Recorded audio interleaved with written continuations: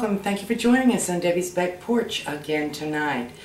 This is a very special edition of Debbie's Back Porch, and I'll tell you why. I've already cooked dinner, but I did film while I was cooking, and so I'm going to show that to you.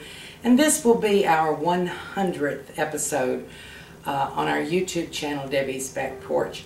And so I'm going to take a minute, you know I like to do that, and say thank you and tell you why this is so important and so exciting to me. I actually retired a couple years ago, and I was blessed to be able to do that and to spend more time in doing the things that we love, gardening and preserving and cooking, and we both enjoy it a lot. But I was worried a little bit that after working being in the workplace for 50 years that I might miss it, or that I might be a little bored. And so one of the things that I did that I had wanted to do for a while was to be able to spend more time with our Facebook groups where we have members and we talk about all of those things that Fred and I find important, and also to start the YouTube channel. And your response to the YouTube channel and to the Facebook groups has just been overwhelming and wonderful, and I do appreciate it. I'm not bored. I need to thank you because I actually think your support and your participation with our groups and with our YouTube channel keeps me young, and I appreciate it. I have to say a special thank you to the admins of our YouTube groups. Excuse me. I have to say a special thank you to the admins of our Facebook groups. And if you haven't checked out our Facebook groups, you really should. The admins of those 5 groups are just the most wonderful, patient, helpful, knowledgeable people. I certainly couldn't take care of 5 groups by myself, and wouldn't even try. But if what you want to learn is to cook from scratch, or to grow organically, to preserve food safely, to save seeds, to be in communication with people who want to swap seeds, or other home skills like knitting and crocheting and quilting and home organization. We have 5 groups that will be listed in the information. You really should join, if for no other reason than to get to know those wonderful, patient, knowledgeable people that admin the groups. So after 4 months, almost exactly 4 months and about a week, our YouTube channel, with your support and help, has over 1,000 subscribers. This is our 100th video, and our 5 Facebook groups are growing like mad. You can also find us on Pinterest now, Google, Tumblr, Twitter, WordPress, and just about any place that you are comfortable, any platform that you want to use. You can find Debbie's Back Porch, and the information that's gleaned from the members and the admins, I put it together and then put it out there for you. And I hope you enjoy it. I hope that you have enjoyed our videos and participating in our groups. So 100, what are we going to do for the next 100? Well, please tune in. I do plan for there to be another 100. In the short term, our plans are, as spring gets closer, we're going to do more gardening. Fred and I love to garden. And if it's helpful to you, we do gardening in a way that people who are not totally mobile can do. We're retirees. We're not young anymore, except for that you're keeping us young. And so if you have a little trouble getting around, what we have to offer may be helpful to you. But if you don't have trouble getting around, what we offer may be helpful to you, and we're willing to share it. So please tune in for that. We're also going to do more canning as the harvest comes in, and in the short term I'm going to be making some sugar-free grape jelly. because I do often have low-carb alternatives when I'm making a video for you. So I've talked enough. I'm actually pretty excited, and I'm pretty grateful, and I invite you to make a comment if you have something particular you would like to see us do, if there's something that you think would be very helpful to you. And I also invite you to go ahead and join our Facebook groups, because then you're going to be able to get information every day from thousands of people who have experience and are willing to share it. So let's get on with our corned beef and cabbage. Hope you enjoy. Thanks. Well, let's talk a little bit about corned beef. What exactly is it? When you go to the grocery store, this is what you see for corned beef. Corned beef, you see, is a very distinctive color. It's not your regular beef. The color comes from brining or corning, and corning doesn't have anything to do with corn, by the way. It means salt cured or brined. Salt kernels are what the corn refers to, large chunks of salt. And this corning is a way of preserving meat, and generally meat that would not be otherwise very tender was traditionally corned. Any cut of beef can be corned nowadays, and we tend to think of it as Irish, but it goes way back further than Ireland. Corning is a traditional way of brining to preserve meat. It goes way back. The distinct red color, pink color, comes from the addition of nitrates or nitrites, and because corning is a salt-based preserving, that makes the meat unsuitable for canning. Lots of people will argue about that, but the official word from National Center for Home Food Preservation is that you shouldn't can corned beef. Corned beef is in this country usually around February, March, and April. You get the best prices on it because folks think of it as a St. Patty's Day meal, but I would eat it year-round. I love corned beef. So when you buy it now, even though through history it could be done to any cut of beef, you're going to most likely find brisket in the grocery store. And a brisket is a long piece of meat generally. On the beef it is up around not the neck, but right under the neck, and it's generally a muscly piece of meat. And so cooking it in a way that tenderizes it is what's recommended. There are lots of different ways to cook corned beef. I've tried lots of different ways of cooking corned beef, and to me braising gives you the best results, even though you could cook it in many other ways. You could roast it, you could bake it. A lot of people boil it. The traditional New England boiled dinner is corned beef, cabbage, and potatoes, and I think maybe carrots. But I'm going to braise this today.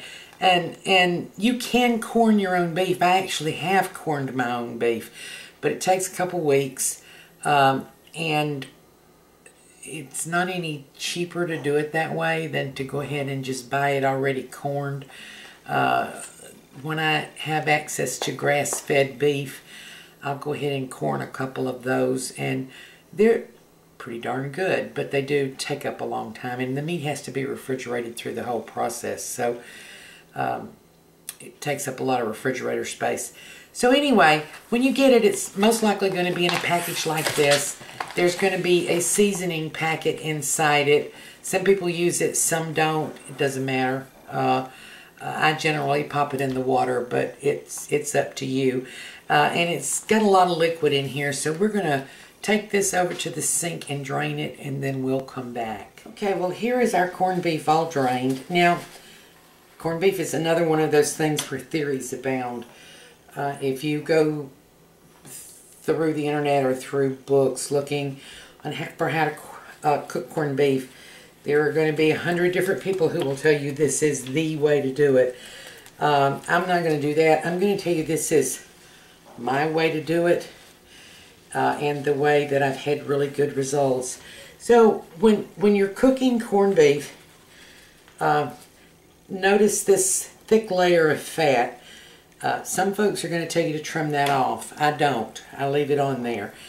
Brisket is couldn't be a very tough cut of meat if it's not cooked properly. And if you were cooking a regular uncorned brisket, almost always you would braise it. So when I have corned brisket, I'm going to braise it. Now this is what's called a flat cut brisket. Brisket comes in a long piece generally. One end of it is flat and the other end of it gets kind of thick and comes to a point. And that would be a point cut, and this is a flat cut. And the point cut actually has more fat. You need a little bit different product when you get done. It's more of it's a softer finished product than the flat. The flat can be cooked and stay fairly firm for slicing afterwards. And this is a very versatile piece of meat. What we're going to do with it tonight is we'll have some slices, and I'm going to cook some cabbage to go with this. And I'm going to cook the cabbage and the juices from the meat, so I'll show you that. And then some of this over here we'll cut up and make corned beef hash, and I'll show you how to do that. And then the middle part we will save for Reuben sandwiches, along with my homemade sauerkraut and some mustard. And we'll get us a little rye bread, and I will make us up some dressing to go on it from the homemade mayonnaise and home canned ketchup. So that makes a wonderful Reuben sandwich. But this is going to be braised. Braising always is cooking at a very low temperature in liquid. I'm not going to boil it. Some people boil it. I'm going to braise it, meaning very slow temperature. I'm going to put it in the oven, and I'm going to keep my oven turned down around 285, 295, something like that, because I don't want it to cook too quickly. The one thing that is constant among everybody in cooking corned beef is that if you don't cook it done enough, it will be tough. Different people will say a different temperature. I'm going to aim for a 180 degree internal temperature on this, because you almost can't overcook it, but you sure can undercook it. And it's around 1 o'clock. I don't expect to eat this before 6, and I'm getting ready to put it on now. And it's only about, I think it was 3.5, it may be 4 pounds. So very low, slow in liquid.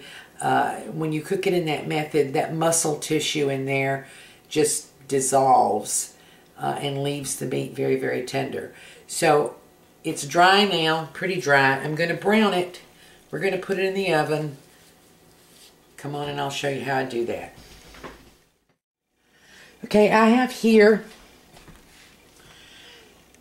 a cast iron skillet. I've got it on about medium heat. I want it to be kind of hot. I'm going to brown this before I put it into braise.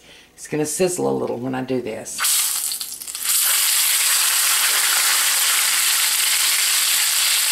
I always brown meat before braising it, because you braise in liquid and meat won't brown in liquid. So to get that nice brown color and the flavor that comes from browning, we're going to start it in the skillet. I have just a little oil, just a couple tablespoons full in there. And normally if I'm braising meat, I salt it first.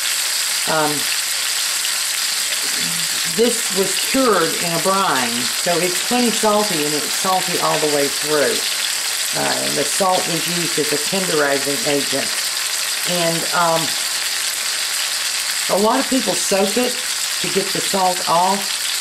I don't find the meat too salty when it's done, and I think the salt helps keep it tender. So I take it right out of the package, dry it off, and start with this process. We're going to let it brown just a couple minutes on each side.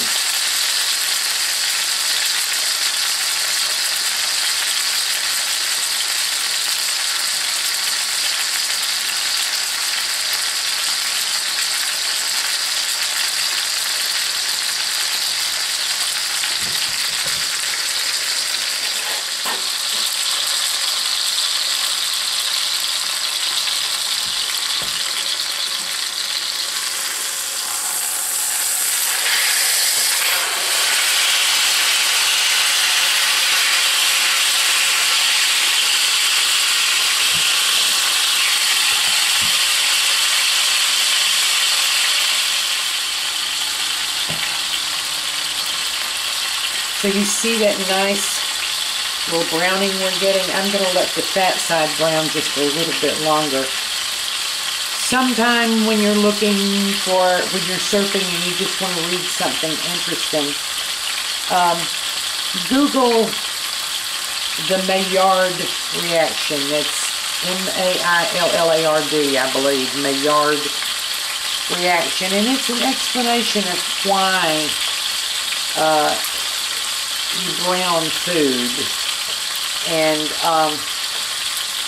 the chemical reaction that causes a change in flavor when you brown food, which is why you will always see me brown food before I add liquids when I'm going to do a braise.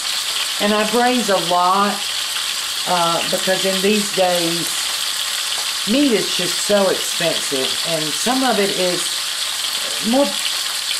Some better cuts of meat are better roasted and not braised, but if you're buying on a budget, you probably find yourself buying chuck roast and shoulder roast and different kinds of less expensive cuts of beef, brisket, and you get a lot better results, in my opinion, from a braise when you're cooking those cuts of meat.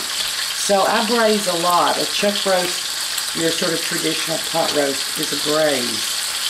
If you use a slow cooker, that's a braise. That's slow cooking in liquid. So it's good to understand about the things you're doing. So if you have some time for some idle reading, do look up the Maillard reaction. It's a very, very interesting thing to know. And can inform your cooking and maybe make you even a better cook than you already are. You know, the shape of this meat makes it really hard to brown the sides. I'm going to do it just a little bit, but I'll have to actually hold it. Okay, so see that nice golden color there on that fat? That's really going to make your meat taste a lot better. Okay, next step.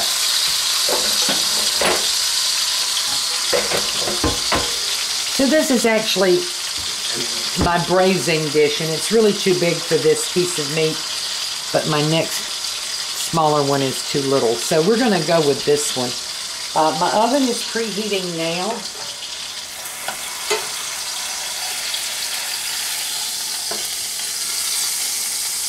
And I'm going to put that gorgeous piece of meat in. I'm going to add water to this, but I don't want to cover the meat. I want it to come just to the shoulder of the meat, or just a little below the shoulder of the meat.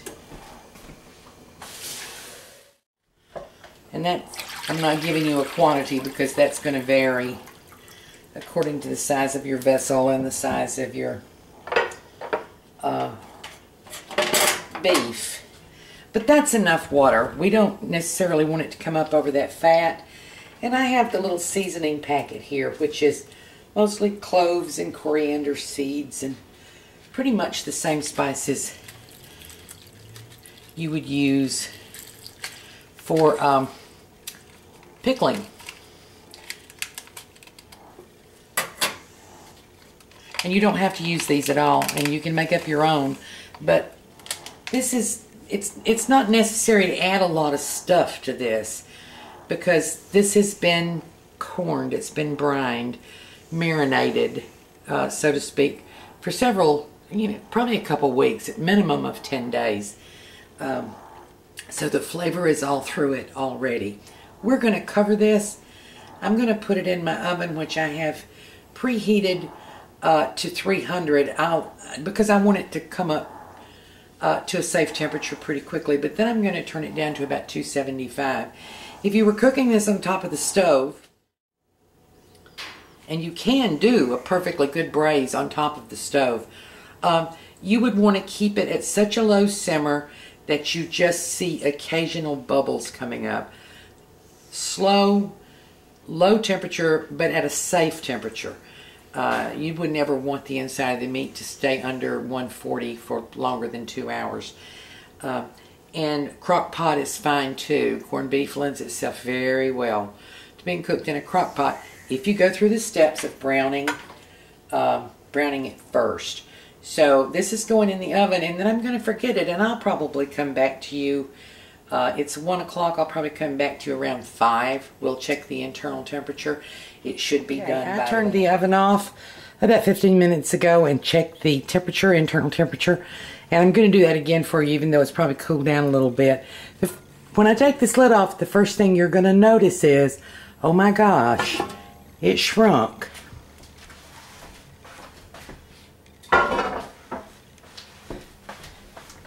And yes, they do. They shrink down to about half their size when you cook them. And it may have cooled off a little bit, but I cooked this to an internal temperature of 180 degrees, and I do that because I want it to be tender, tender, tender. And when I stick this thermometer in, you can feel that it's like butter. So it's still at 180 degrees. And I'm going to wrap this up in some aluminum foil. Let me zoom in on that just so you can see.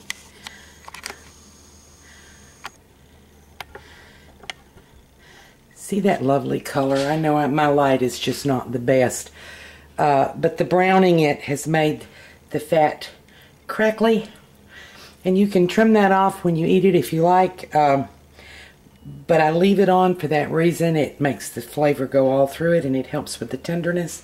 I'm going to take this out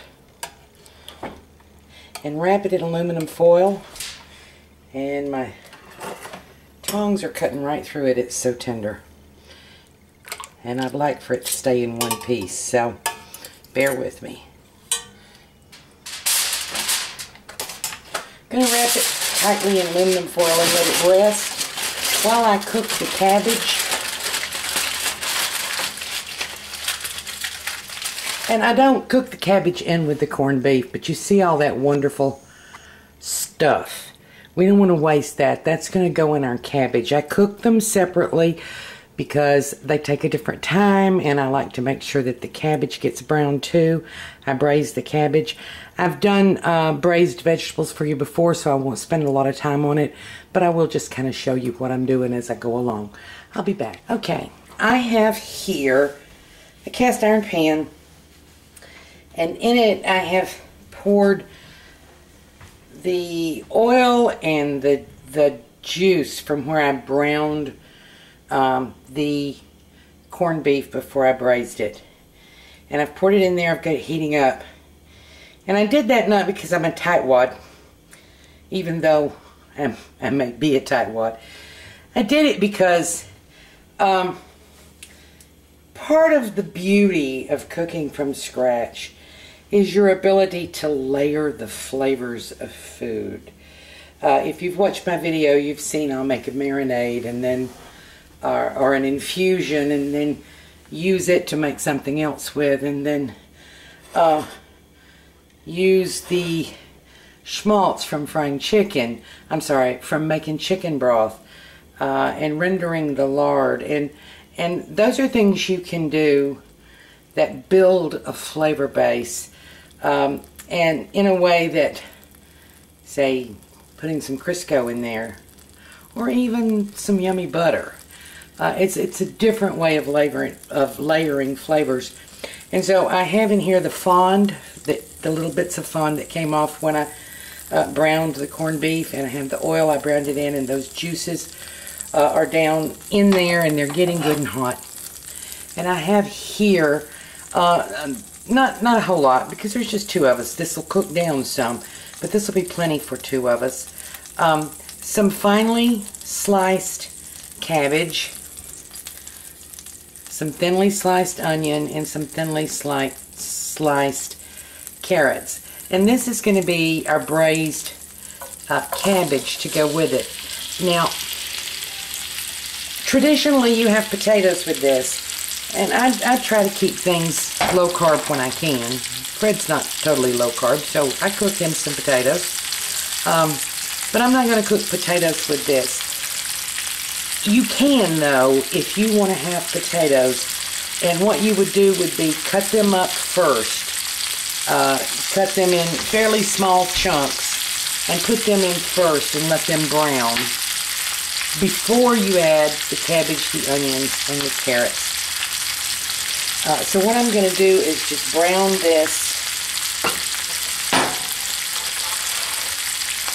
these vegetables a little bit before I add any cooking liquid. And they're going to already begin to take on the flavors from this corned beef. And if you want to make this dish and you don't have a corned beef, you just want to make this dish, start out with some bacon. And I have that video, cabbage and bacon. But I don't need the bacon here. I've got the corned beef. Whoops. And I'm not going to add anything else to this, no salt, no spices, because I'm going to add the spices and the juice from the corned beef, which is salty. You can add some more salt after you taste if you like, but the corned beef broth is going to be very salty. And I won't use it all, and I'm going to pour the rest of it up and refrigerate it. And I'll use it to begin a flavor base on something else somewhere down the road that I cook within a couple days. 3 days in the refrigerator would be max. But I'm not going to throw away that lovely broth because it will make something else taste just as lovely. I'll be back when the vegetables get a little bit browner.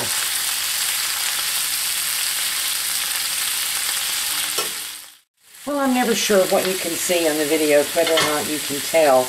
But these vegetables are starting to get a little color. They're wilting. And you can tell by the smell, which I know you don't have the benefit of. But you can see that they're wilting down. Getting a little nice color from the heat, from the oil, and from the corned beef juice.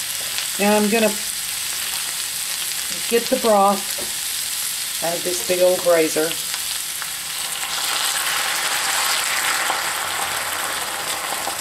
Some of the spices.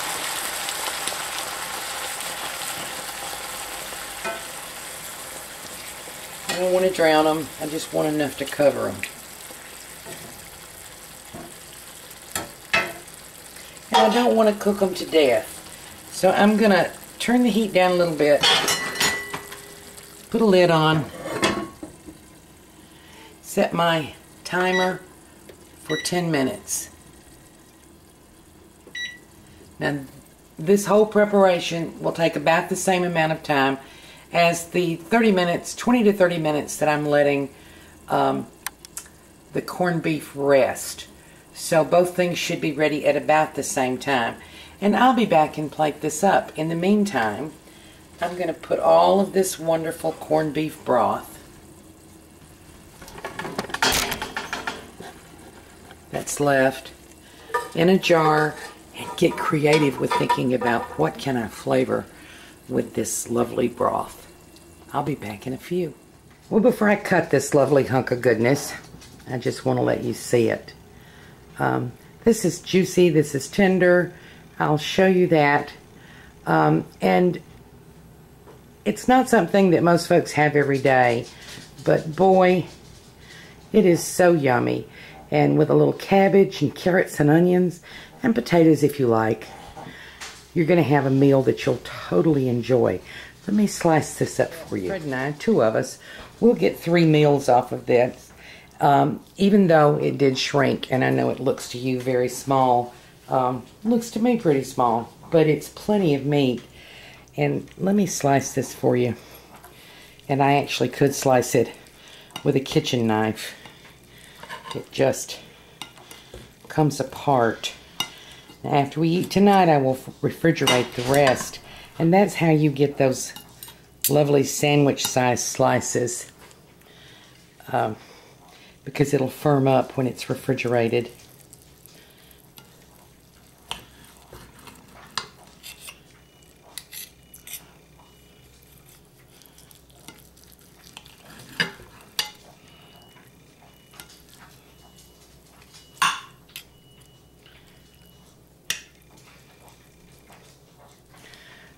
Okay, if you can see that, I just want to show you how very tender it really is. Because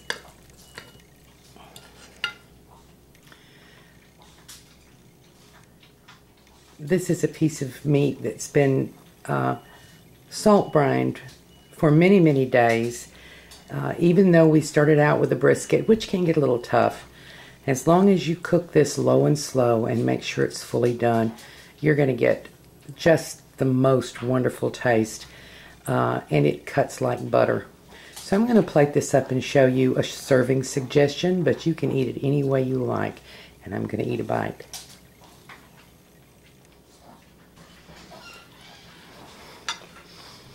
You almost don't have to chew it.